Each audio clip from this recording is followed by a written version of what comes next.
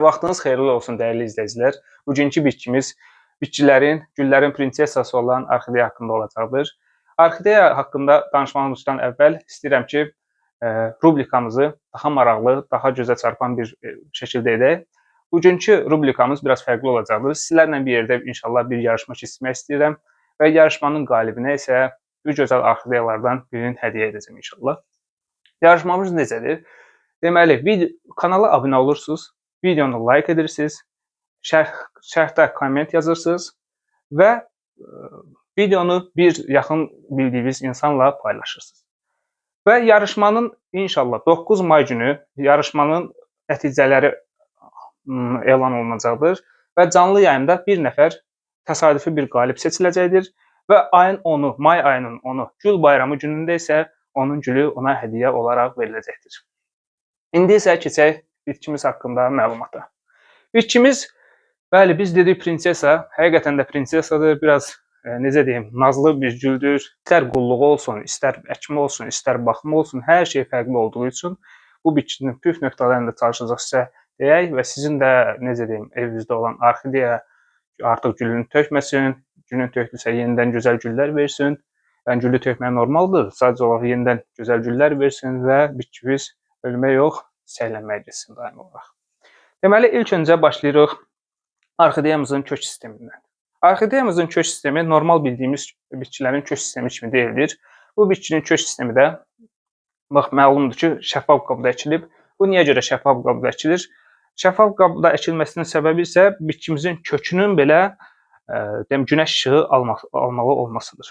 Bitkimizin sonra günəş işığını alır, sonra bitkimizin deməli sulanma sistemi, əkim sistemi də fərqlidir.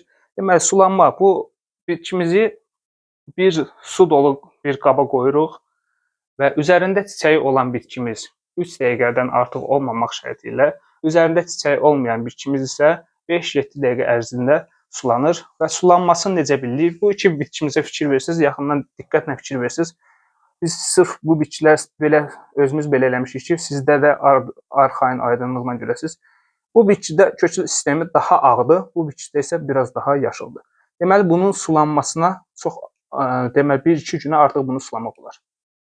Sulanma da necə deyim? Yenə də bayaq qeyd edildiyim kimi, sulanma bir qaba qoyulacaqdır, bitkini bir qabın içinə qoyacaq və suyu altdan çəkəcəkdir. Bitkini sulayacağımız su dindirilmiş su olmalıdır. Necə deyim? Dindirilmiş su dediyimiz, yəni krankdan süzüb sırf qoyulan su yox, krankdan süzürük, ən azı bir gün müddətində o suyu saxlayırıq. Niyə görə? Bitkimiz, məsələn, Abşeron yarımadasında yaşadığımız üçün bu su xlorlu su olur, bizim evlərə gələn su. O xlor çöküntü versin aşağı, bitkimizə çox zərər verməsin. Həm də ki, bitki artıq su otaq temperaturunu götürsün, bitkimizə çox zərər verməsin, bitkimizi depressiyaya salmasın. Bəli, sulanma fikir verdiksə fərqlidir və ikinci bir qayda, adicə güllü olanda fərqli sulanır, gülsüz olanda fərqli sulanır. Bu öz yerində. Sonra keçirik bitkimizi belə qidalandırmaq haqqında məlumatlara. Bitkimiz gülü üstündə olan vaxtı qidalandırmaq elə də tövsiyə olunmur. Sadəcə olaraq suyun verəcəyik dediyimiz qaydada və köklər də özünü bildirir. Köklər üzdə olduğu üçün məlum məsələdir ki, özünü bildirəcəkdir. Və kökdən danışdığımız müddətcə gəlin bunun əkimindən də danışaq. Bunun əkimi torf, yüngül maddə artıq torfla burada qutarırıq. Yəni torpaqla biz çoxdan qutarmışıq, torfla da burada qutarırıq. Deməli, iki cür əkim üçün iki cür vasitə vardır. Biri ağac qabığı və xüsusən də palıd qabığı daha gözəldir. Çünki suyu, nəmişliyi özündə çox saxladığı üçün şam qabığı da ola bilər, palıd qabığı da ola bilər və biz tövsiyə edirik ki, palıd qabığını əkəsiniz. Və inşallah biz növbəti videolarımızda onun əkimini də göstərəcəyik, kəsimini də göstərəcəyik. Hal-hazırda bunların üzərində gül olduğu üçün bunları etməyə ehtiyac yoxdur. İnşallah artırma edəndə və yaxud da ki, gülün kəsəndə necə kəsirik, gülləri solanda necə kəsirik, hamısını inşallah sizə məlumatların növbəti videolarımızda verəcəyik. Və ikinci bir üsul da nədir? Qalın yosunda da əkmək olur. Yosun daha üstün üsuldur. Niyə görə? Sulaması artıq biraz da vaxtı uzadır. Belə də məsəl üçün 7 gündə, 10 gündə bir sulayırıqsa, yosunda əkəndə 21 gündə və yenə də sizin evin otaq temperaturundan bu asılıdır, amma daha gec-gec yosun məlum məsələ ki, suyu özündə çox saxladığı üçün daha gec-gec sulayarıq.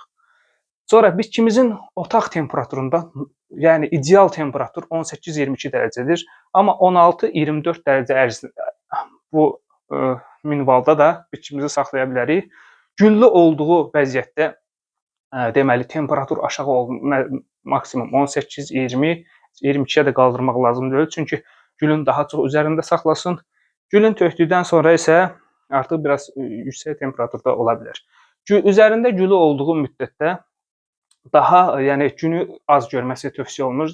Yəni deyirəm, günü gördüyü müddətdə artıq güllər daha tez solacaq. Bəli, bitkimiz deməli pərdə arxasında günü sevəcəkdir. Birbaşa gün işığından məlum məsələ ki, qorumaq lazımdır və üzərində gülü olduğu müddətcə isə daha çox ikinci işıqda saxlamaq daha məsləhətdir. Temperatur, otağın temperaturu da biraz aşağı olsa daha məsləhətdir. Ən çox verilən suallardan biridir. Bitkimiz üzərində məlum məsələ ki, güllərin açdı, güllər müəyyən müddətdən sonra solacaq. 4 həftə, 8 həftə, 12 həftə sizin evdə baxdığınız mühitdən asılıdır. 12 həftəyəcən üzərində güllər qala bilir və bundan sonra artıq güllər soldu, nə edəcəyik? Bu budaq da solur. O zaman nə edirik? Bitkimizi bir artırma üsulu, ümumiyyətlə bitkimizi iki cür artırma üsulu ilə əldə etmək olar. Toxumdan da artırmaq olar.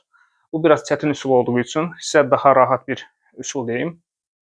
Deməli, bitkimizi fikir versiniz, çıxıntılar 1, 2, 3.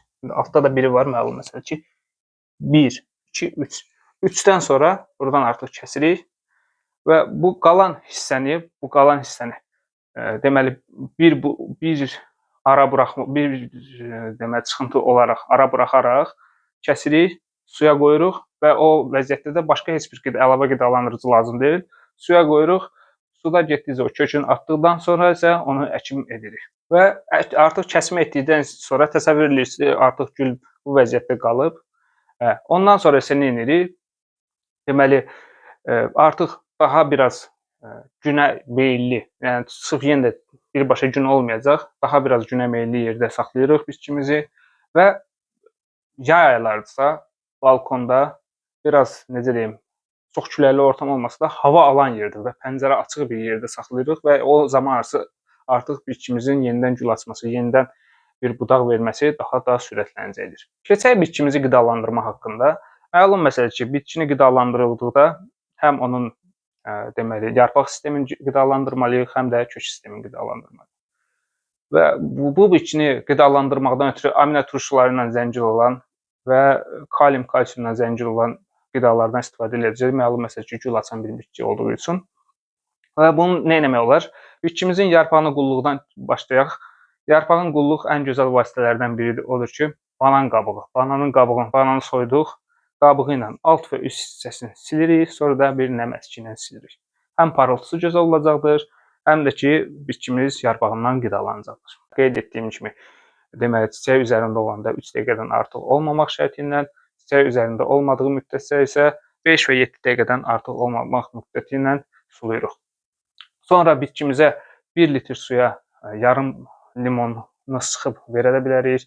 Sarımsağı, bir diş sarımsağı doğrayıb həmin suda saxlayıb onu da verə bilərik və bunlar hamısı qidalandırıcı maddələr olduğu üçün bitkimizi inşallah gül açmasını və yaxud da gülün üzərində çox saxlamasını təmin edəcəkdir. Gördüyünüz kimi bu prinsesa elə də çətin bir xasiyyətli bir xanım deyil.